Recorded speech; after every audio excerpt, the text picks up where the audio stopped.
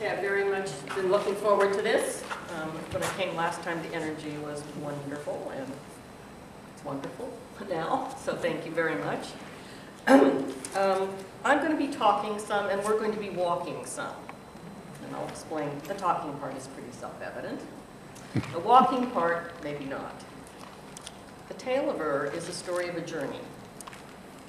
I'll tell you a little bit about that in a minute. So every once in a while, we're going to walk around and follow Ur on his journey. Because it's the journey after we die, before we're born again, in which these wonderful secrets are revealed. So there's no extra charge for the aerobic activity. It's part of your, yes, part of your theosophical fitness, as it were. Now, I'm not really giving much, and I hope to leave plenty of time for you to discuss afterwards, because what I'm essentially doing is repeating a story. Very few remarks that I will make in addition, but it's a marvelous story. It is an amazing story, and I'm sure it cannot fail to enchant you. The source of this story is very interesting. It's this little old book. I've got a nicer one, but it comes from this book, The Republic by Plato. As you know, Plato was an ancient philosopher, 400, 500 BC, famous, renowned. He was read in his lifetime, and he was read in every era of after his lifetime. But Plato was never forgotten as one of the great luminaries of the Western world. And today, Plato is widely read. And this book, The Republic, is one of his most famous works. So in philosophy departments, even in China and other places, Plato's Republic is well read. Okay? And in political studies departments, many other things, Plato's Republic is read. And many people know how it begins. It begins with some friends of Plato, Socrates and Glaucon and Plato's uncle and Plato's nephew are discussing things. And they discuss over the course of this huge book here. Okay? And by the time the Republic was written, Socrates, Plato's teacher, was long dead. The Athenian state had offered him some hemlock to drink. He had taken it and gone his merry way. And then Plato started writing his own works and doing his own philosophy. And Socrates was often a character in these dialogues. So it's a series of conversations. And the beginning of Plato's Republic is very famous. These gentlemen are debating the merits of a form of government. Should you have an autocracy, tyranny, one ruler? Should you have an oligarchy, the ruler ruled by the elite? Or should you have democracy, ruled by the many? So they're debating this. The republic, the word republic is actually a Latin phrase. Res, things, publica, public. The public thing, the public state. Okay? So it begins with this kind of very basic discussion about what form of government is best. But as it meanders on and they continue to talk, they end up going to the spiritual. Because for Plato, underneath every life and every organization of life is the spiritual. So you have, as you're moving along this dialogue, the famous allegory of the cave, which is very worth talking about, what you pay attention to and not pay attention to. And there's the story of the guardians who meditate for 20 plus years, have no marital relations, no children, and they study and they meditate the higher things of life. They learn the higher things, and those are the only ones qualified to be leaders. Talk about that. All of this stuff comes about, so it gets more and more into virtue and less into the organization of the state. But at the very, very, very end of the book, Plato presents what needs to be known to think about life on this planet at all, to think about society at all. It's called the Tale of Ur. And when Plato is taught, and I tell you the Republic is taught and taught and taught and taught and written about and published about, you will almost never find any reference to the Tale of Ur. ever, because it's considered rather ridiculous, rather embarrassing. So if you Google the tale of Ur, good luck, you can find it. But in all the years that I've taught and studied and all the work that I've done, the tale of Ur is so hard to find. And yet for Plato, this was the way and the only way to end his famous work, the gift that he wanted to give people about how to order life on earth to make it more just. And it's called The Tale of Ur. And I'll just read you the very beginning. So in the part just before The Tale of Ur, there we go. Socrates has been explaining to his friends. His friends have been complaining. Well, you know, we've talked so much about justice, they say. And we do have to notice that many times the unjust seem to have a rather happy life. They go out partying. The unjust seem to have a happy life and go out partying, when the unjust can have extremely sorrowful lives. And it doesn't seem to augur well for people behaving. So Socrates goes into a long discussion and says, well, you know, actually there is reward in this life for people who are just, and by just he means good, giving to everyone their meat, what is their due. Okay? And he says, for example, you have tranquility, and you have truth in relations, and you have peace with yourself, and many times you gather to yourself people like yourselves. And many times, he says, the unjust, they may have a hiss and a roar for a while, but they often end up suffering in their lives. They make enemies. They do their health in by poor living. They are miserable. Okay? And he said, but actually, that's not all. The just and the unjust are taken care of in this life and after. It goes on. So the tale of what happens in this life, you must look beyond this life. And for how to organize this life, you must look beyond this life. So then we go. Well, I said, this is Socrates, I will tell you a tale. Not one of the tales which Odysseus tells to the hero Alcunous, yet this too is a tale of a hero. And the hero is a man named E.R., and he is a Pamphylian, wherever Pamphylia was, okay, but a non-Greek. And for Plato, nearly every story of the spiritual in his work, every story of the deep truth is told by a foreigner, a stranger.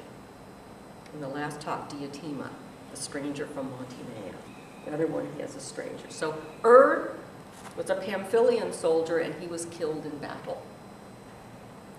And when his body was found, 10 days after he was killed, it was completely uncorrupted and intact. And his body was taken back to Pamphylia.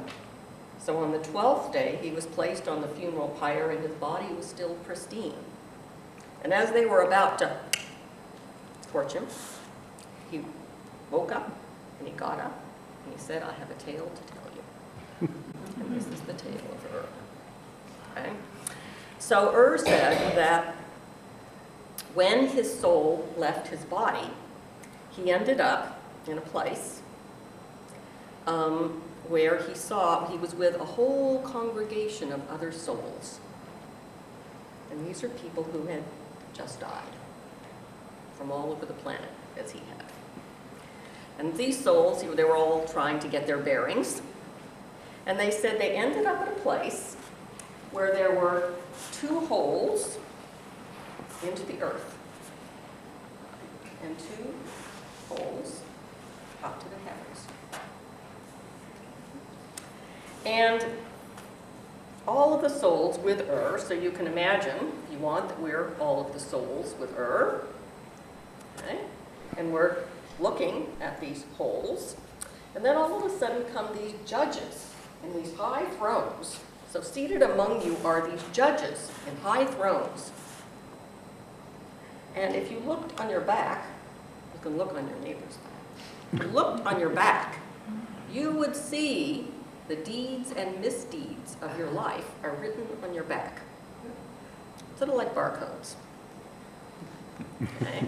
So the judges just check out your back, and they tell you where you're going.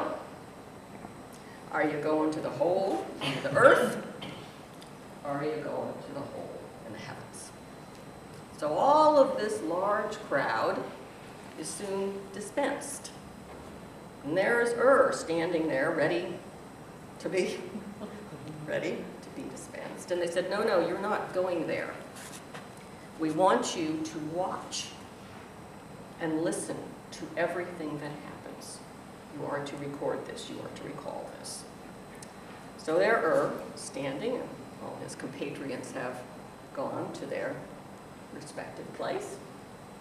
And then from the other two holes, from the heavens, come down all these souls, and they surround her, and there you are, bright and sparkling, lovely, happy, chatting.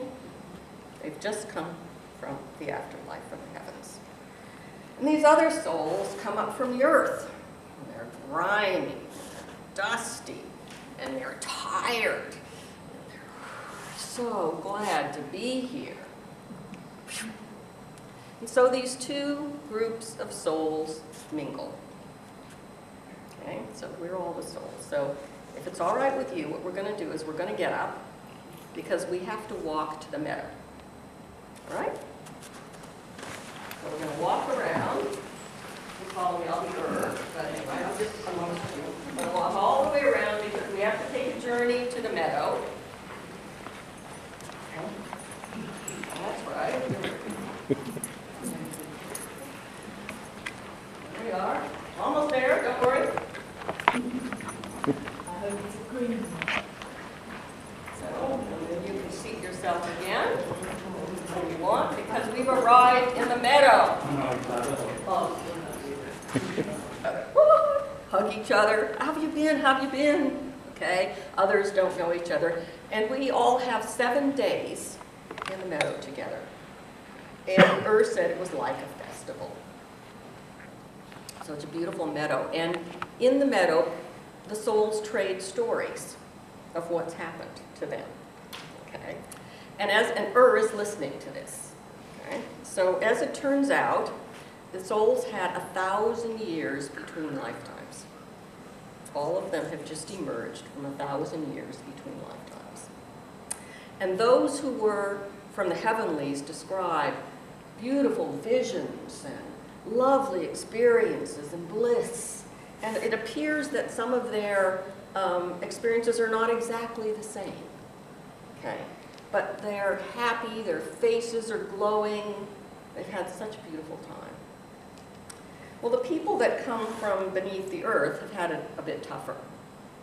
And they talk about some of them have had torments, and some of them have been lonely, and some of them have had difficulties, and no sunlight, spring, it's been for 1,000 years. And is informed that in this interregnum of 1,000 years between our lives, we are rewarded tenfold for the good that we have done in our lifetimes. So for those who were above, for all the good that they had done, it was not forgotten. They received rewards tenfold, so every 100 years or so. And that also explains, in a sense, some of the differences of their experiences. Those who are highly virtuous and highly kind and could experience more visions and more light and more bliss, but still it was a very lovely experience. But those who had been under the earth were punished 10 times for every unjust thing that they had done in their lives. So if you went out and lied about a few people, that was 10 times you had to experience it. But if you gave something and were generous, it's 10 times that. And so they told about their experiences, and they were so relieved to be in the meadow. And they also told, so when someone asked, what happened or what have you heard from Artius the Great? Now Artius the Great was a Pamphylian, like her, and he lived 1,000 years before. And he was a tyrant, a horrible, horrible man. So all of the people knew about Artius the Great. He killed his father, he killed his brother, he killed a lot of other people, he was a tyrant, he was very, very unpleasant. Clearly they knew where he was going to be for that 1,000 years, but no one had seen him, right? Wasn't in the meadow. And some of the souls said, oh, terrible, terrible, terrible sight. What happened was, Artius and a few other people who had been very unjust in their lifetimes were marching up to the entrance after 1,000 years to get out. And the bars of the entrance slammed in front of Artius, and these great flames arose. And the voice said, you're not getting out of here. And this kind of several demon-looking things took Artius, brought him up, put him on a little, like carted him, they said, on this little thing, and dragged him back. And other people who had been very unjust in their private lives, who had hurt each other, they also were put back. In other words, there are some things that people do that are so heinous that they will stay there. They'll stay there for a very long time. Okay? And so the soul said it was a terrible thing to see, and that when they got to the entrance, to go up, they were so terrified that the door would close on them. Someone would come and cart them away. So when they got out and were mingling with the other souls, and now they're in the meadow with their friends with the festival, they are so relieved. It is so beautiful they can start again. Okay.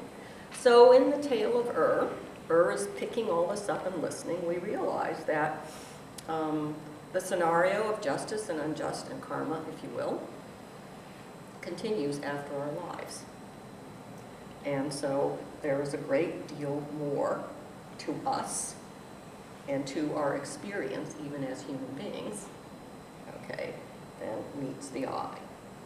Okay, now we've been here for 7 days. We've had a lovely festival, and now we have to walk again. So we'll take another circuit. Well, we're on a journey. As Plato does, so might as well enjoy it.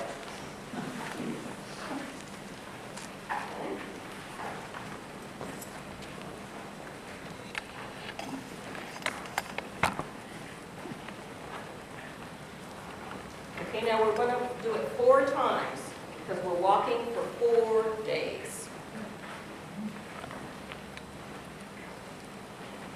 1.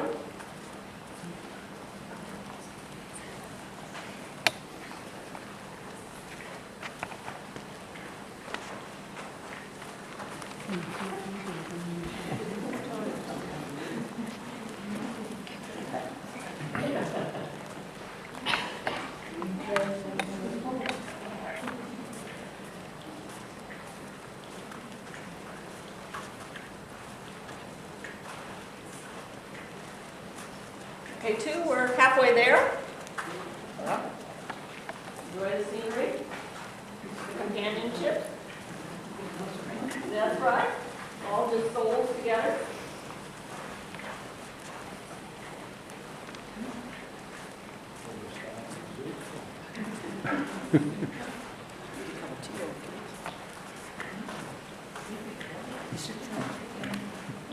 Okay, 1 more day on the road, my friends, and then we'll get to our destination.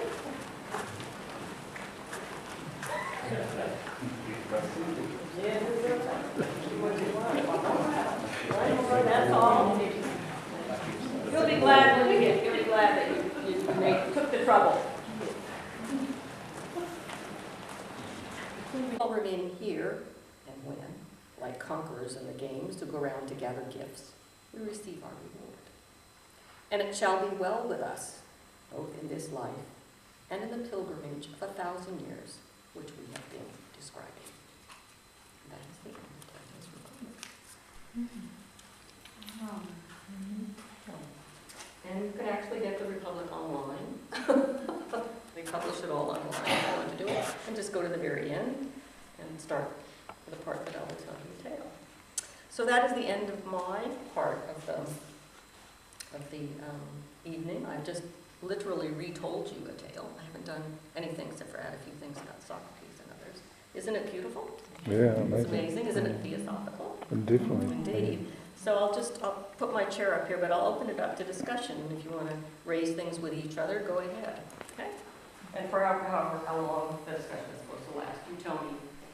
Richard, please tell me when. There, stop. You should feel very fit. We can probably go 15, 20 minutes easy.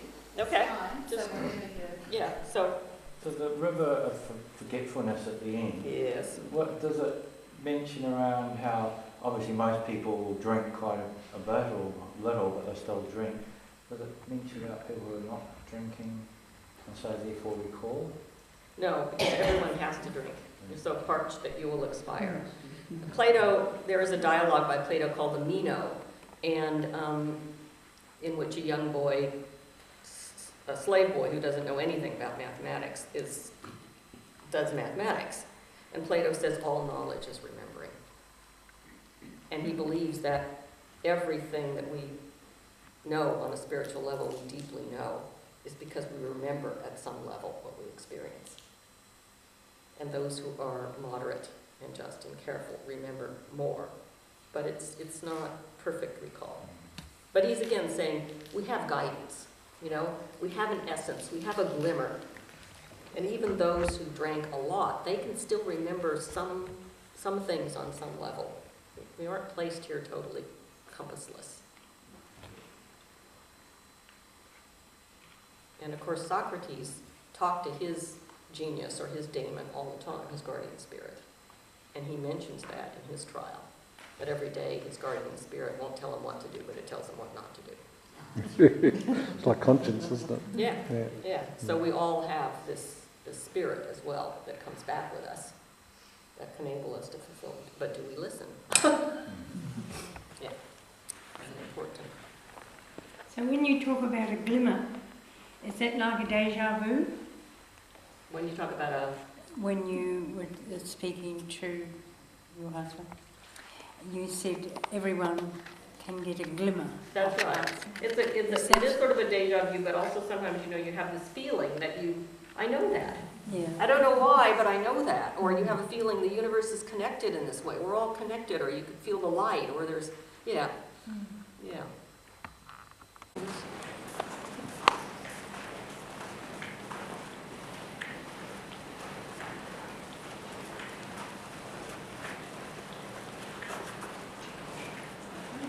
Oh, there you go. Almost there. 4 days goes in a flash sometimes. That's right. Okay, thank you. Thank you. All right. Oh, you haven't done it before yet. Well, we'll wait for you. Don't worry. We'll wait for everyone. Because what we see is well worth seeing. We see the heavens and the earth. We see the entire universe before us. And we see that there's this big beam of light that goes through whatever are the heavenly orders, all the way down through all the sun, the planets, the entire known cosmos. And it's this huge beam of light. And Plato says it's like the light of a rainbow, meaning it has that quality, you know, but it is crystalline white. And so what you're doing on this journey now, you between lives, you are getting a glimpse of how the universe is ordered and constructed. And you see that it is bound from the top to the bottom and united by light, by this great beam of light. So now we're going to walk for one more day, and we're going to end up in the beam of light.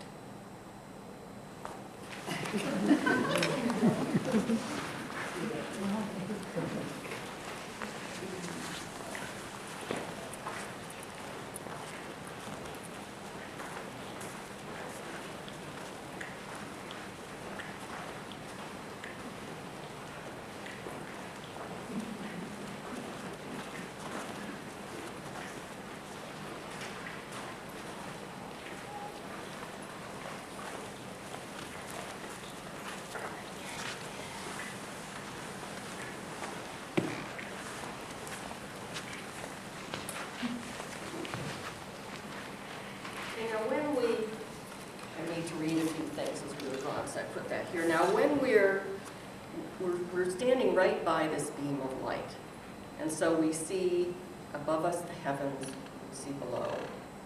And what Plato says, what we see within the light, we see a big spindle and a whorl. Those are two of the instruments that are needed for spinning things, for spinning cloth. So the spindle, he says, is large and made of steel, and it goes down like this. And from the very top of the heavenlies are these big chains that come down in the light, and they bind everything together, all of life that we know, together in the light.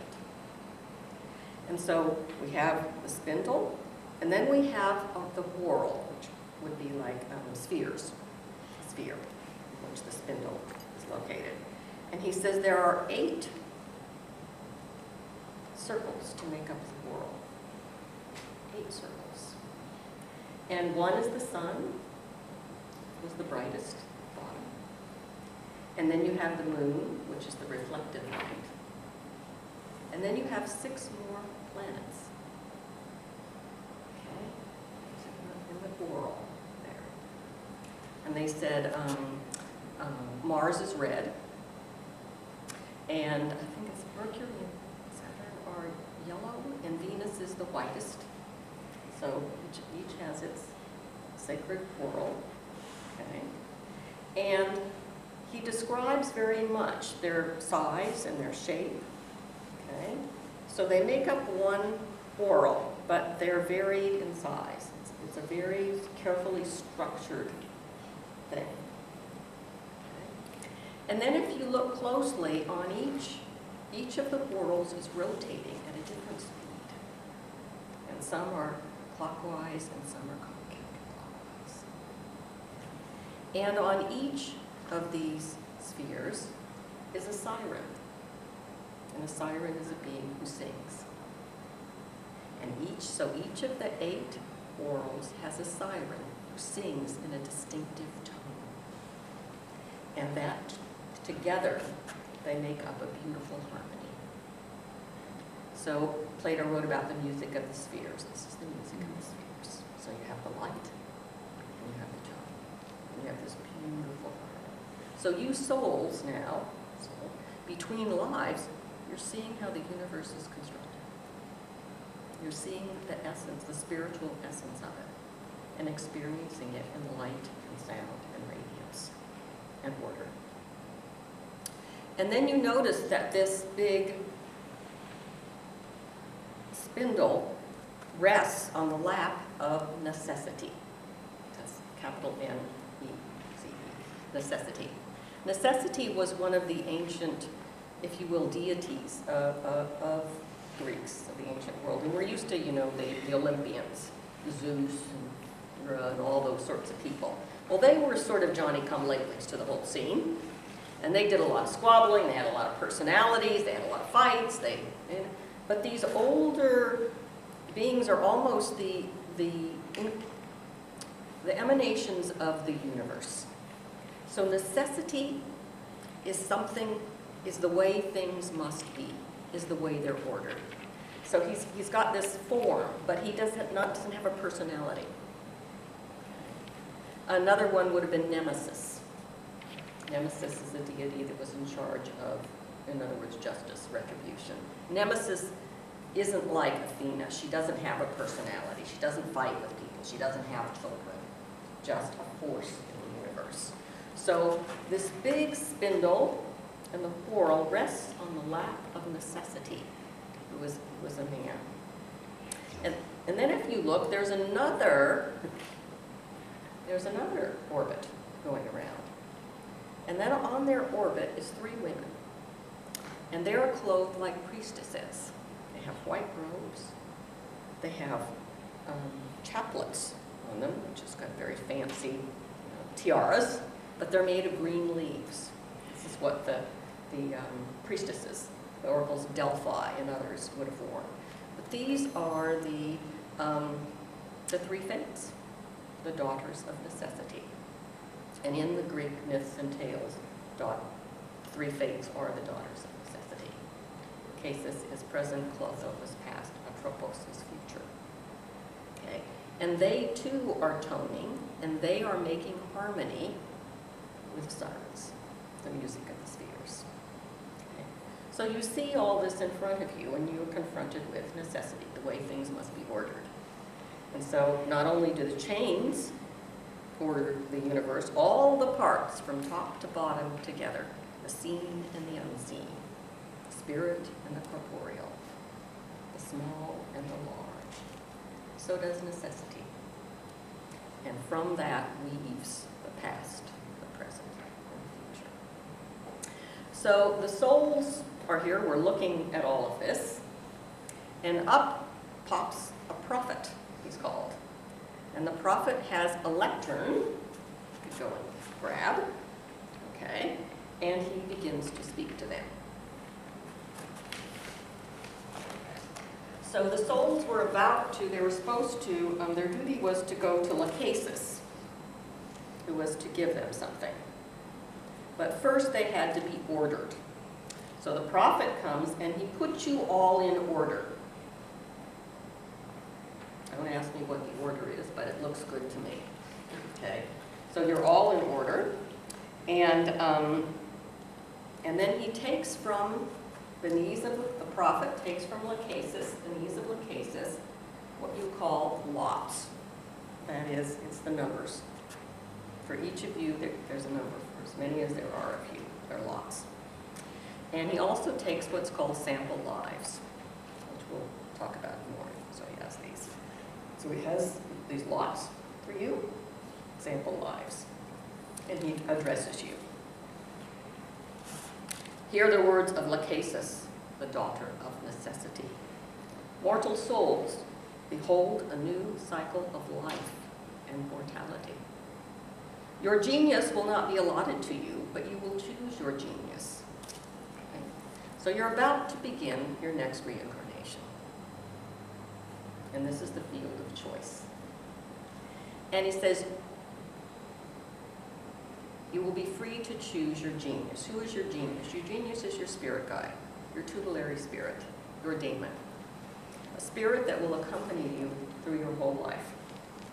It's to be your advisor, and the words of Plato, and the fulfiller of your destiny.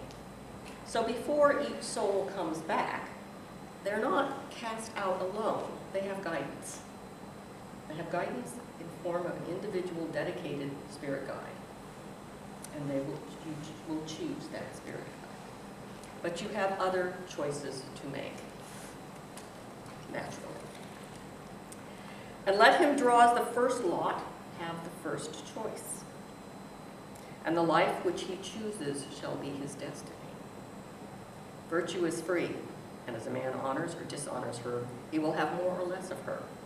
The responsibility is with the chooser. God is justified. So what he does is scatters before you, right in front of your feet, this card. And you pick it up and you look at it. Pick it up and look at it. Okay, you got it? It's a number. And it's got the order in which you're allowed to choose your life. Okay? So some of you will be first, some of you will be last. It's all indifferent. Just threw it out. But anyway. And then he's going to put on the ground before you, and he is doing this now, sample lives. Okay, go. I'll put some through here. Put some down this row, so we can, you want to get up and look at some of the sample lives? Come on, look up here, look at all the sample lives. I'll explain a few. Well, this life, for example, soul number one, well, here's a sample life. This is where someone would be born, be someone who their parents were. It would be how long they were going to live. It would tell probably what they would do in life, and it would give you some highlights and lowlights.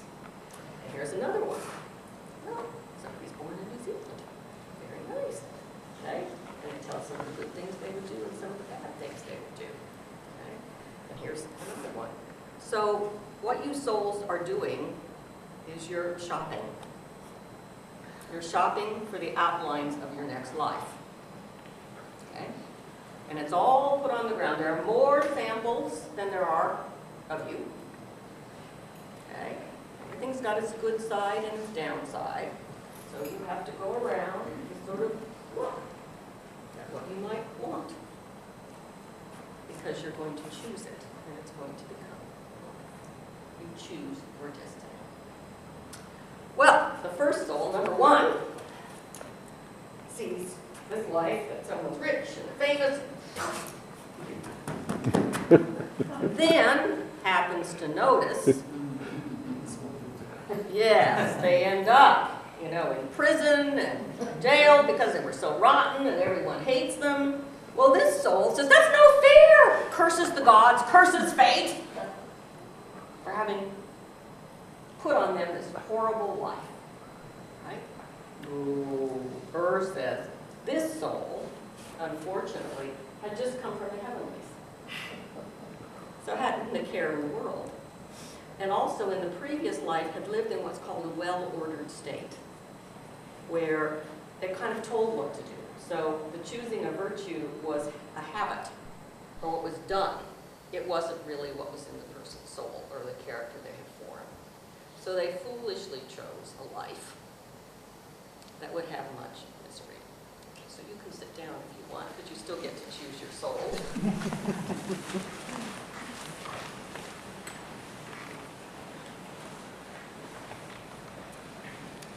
And so, then I'm going to read a bit of a long speech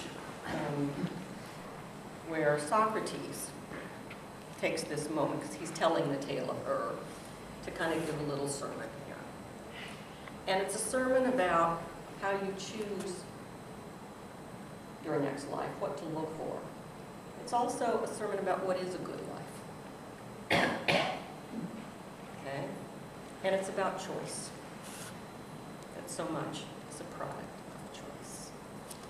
So he says, okay. And here, my dear Glaucon, is the supreme peril of our human state. And therefore, the utmost care should be taken. Let each one of us leave every other kind of knowledge and seek and follow one thing only. If peradventure he may be able to learn and may find someone who will make him able to learn and discern between good and evil.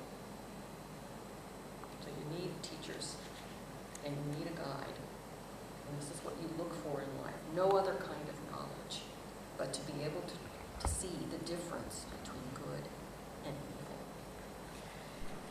And everywhere the better life as he has opportunity. He should consider the bearing of all these things which have been mentioned severally and collectively upon virtue.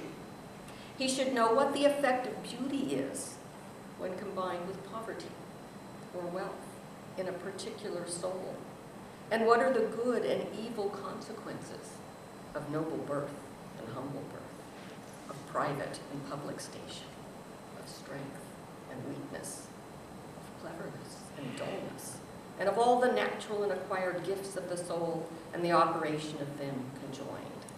So he says what you study when you look at everything that looks good or looks good on the surface is how conducive it is to virtue, how conducive it is to that good life, how conducive it is to being a good person.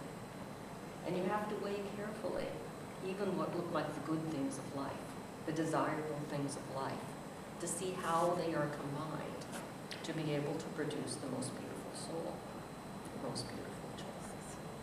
Okay. And if you can find someone to teach you that, that's what you should be seeking. Okay. He will then look at the nature of the soul. And from the consideration of all these qualities, he will be able to determine which is the better and which is the worse. So when you're shopping for lives, don't look at the five senses.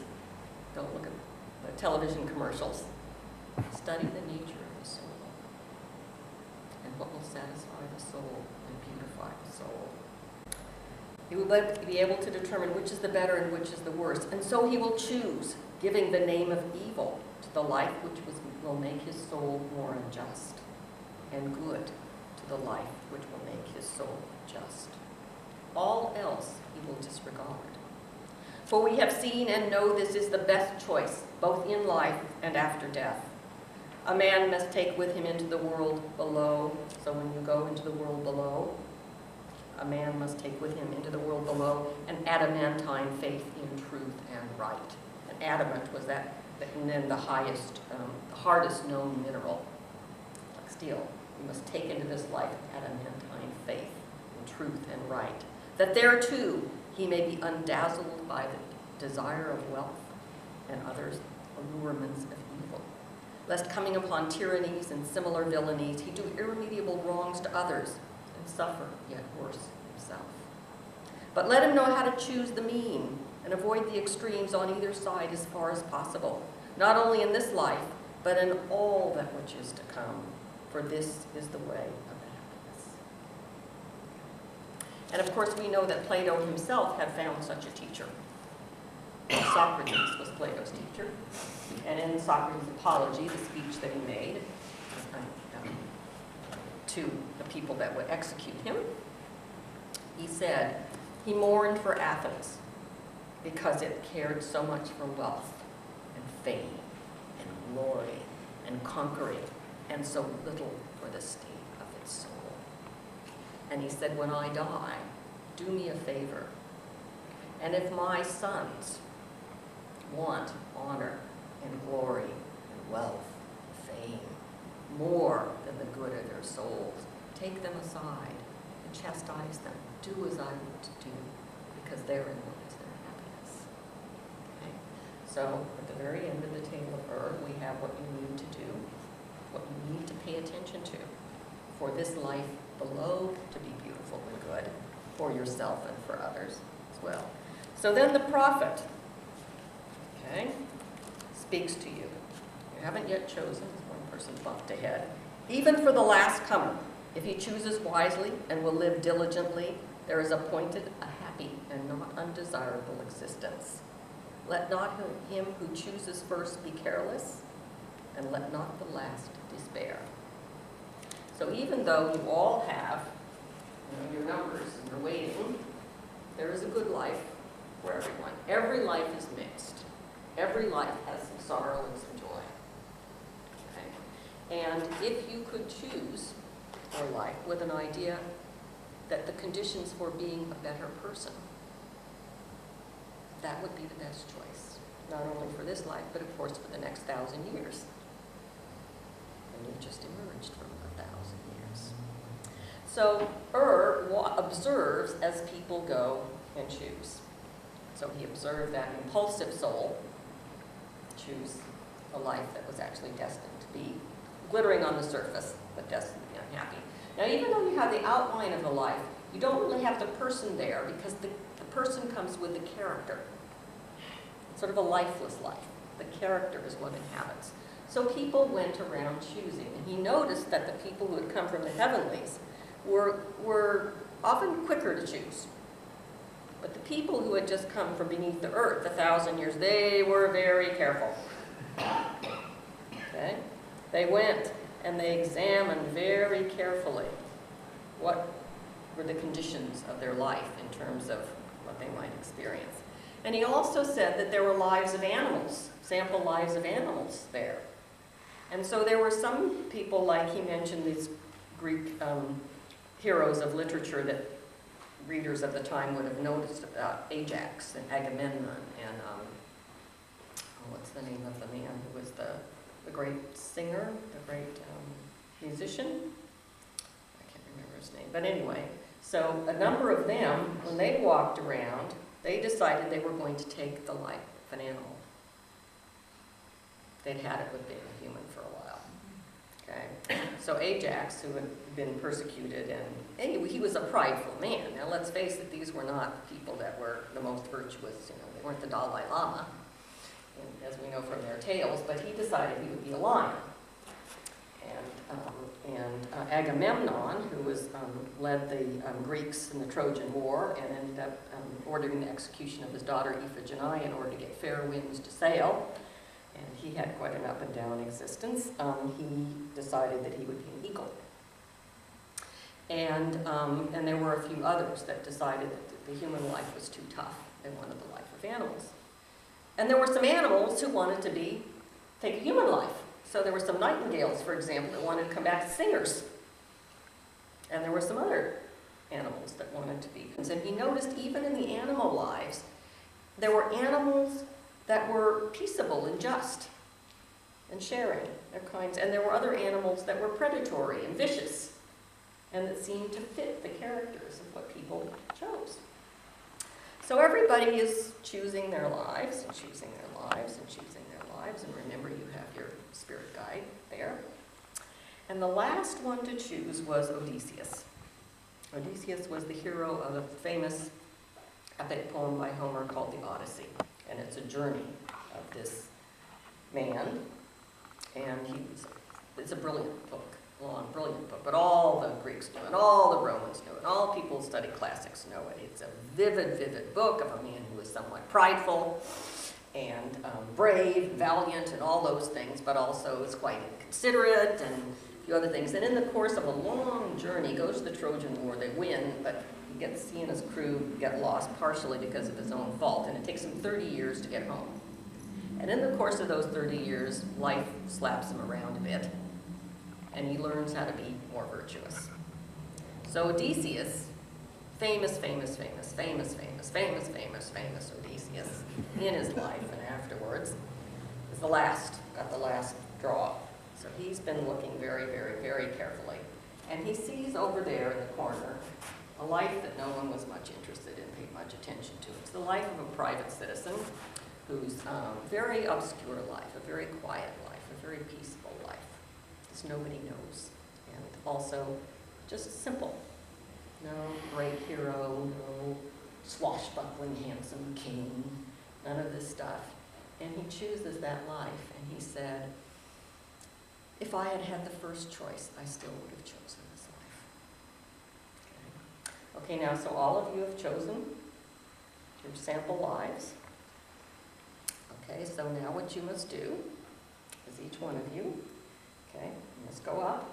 And I won't make you get up, but you can imagine yourself getting up, because you're going to take your sample life to Lachesis, and you hand it to her. And then it goes to her sister, and it goes to her sister, and it goes into the whorl and the spindle, and your life is now woven into the fabric of the universe. You have chosen the outlines of who you will be in the next life. It wasn't fate. You chose it, and then you gave it to the three fates to weave. All the other stories have said it's three fates that decide. Those three ugly sisters. They said Atropos cuts the thread of our life. That's when we die. No, you chose it. I was born into this family. I was born into this war. I was born into this palace. No, you chose it. It wasn't fate. You chose it among some lots, and you take it to the three fates, and they weave it into the fabric of the universe. Necessity. Okay, my friends. So now you have all chosen.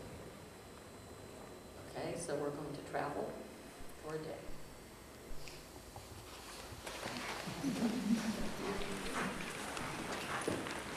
Last journey. Well, not the last journey. Okay, so we're going to go for a day.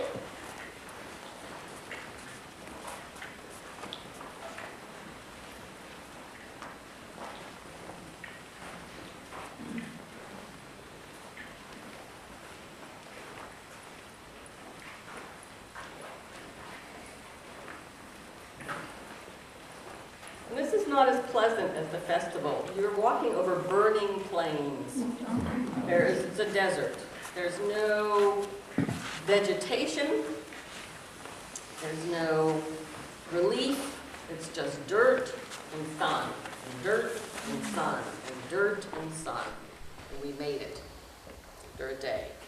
But running over there is the river of Nepenthe, the river of forgetfulness. And that, we really need a drink. Okay? But that river has a peculiar quality. It won't take any vessel. If you put like a gourd in it or a drinking cup in it, the water will not go in. So you have to use your hands.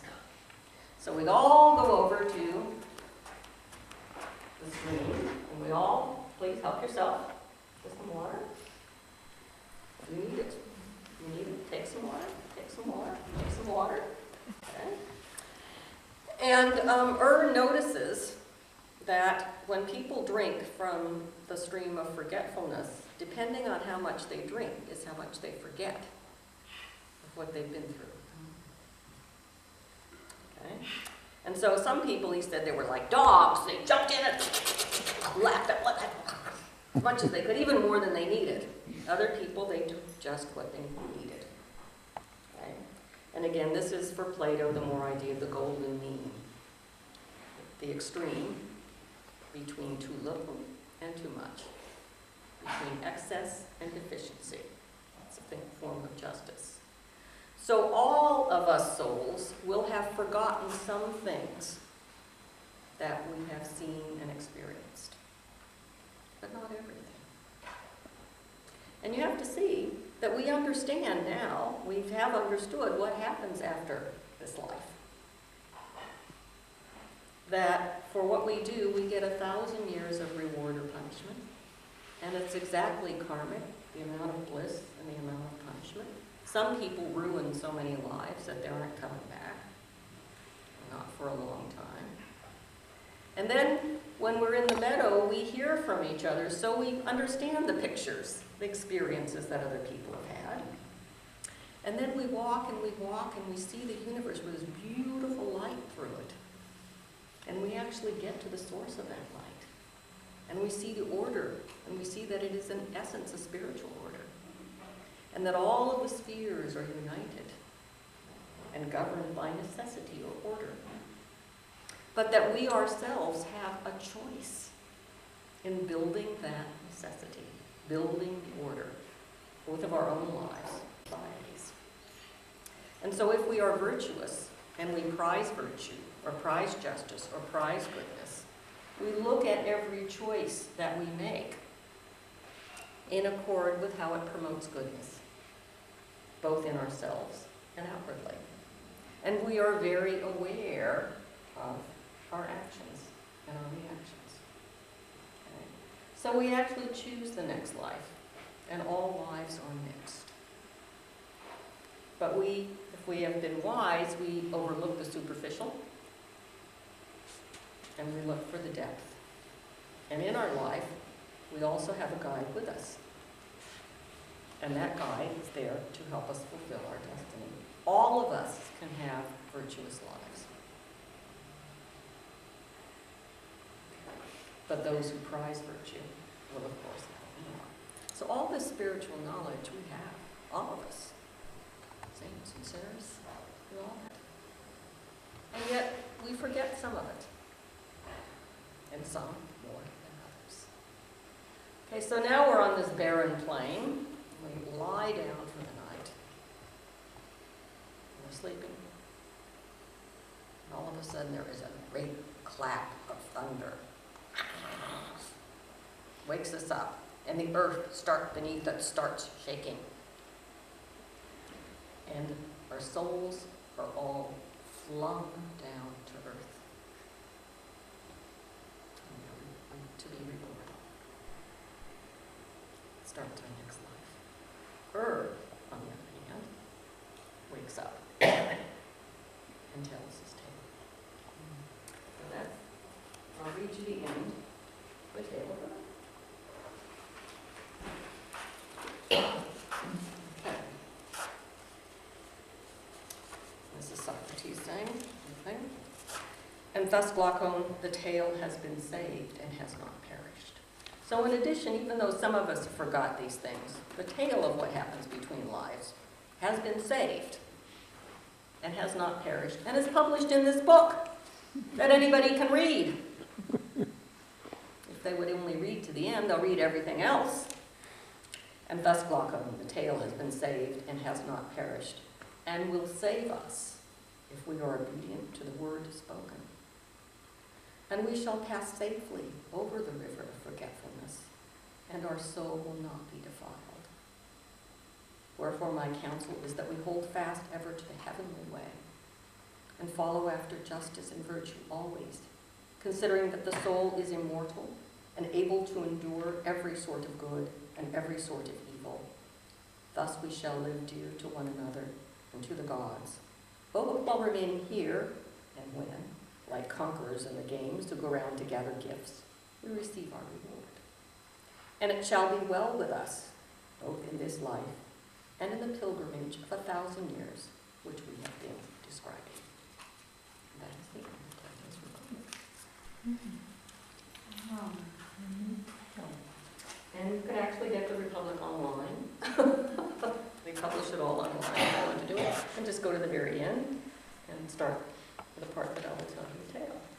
So that is the end of my part of the evening. I've just literally retold you a tale. I haven't done anything except for add a few things about Socrates and others. Isn't it beautiful? Yeah, It's amazing. amazing. Isn't it theosophical? And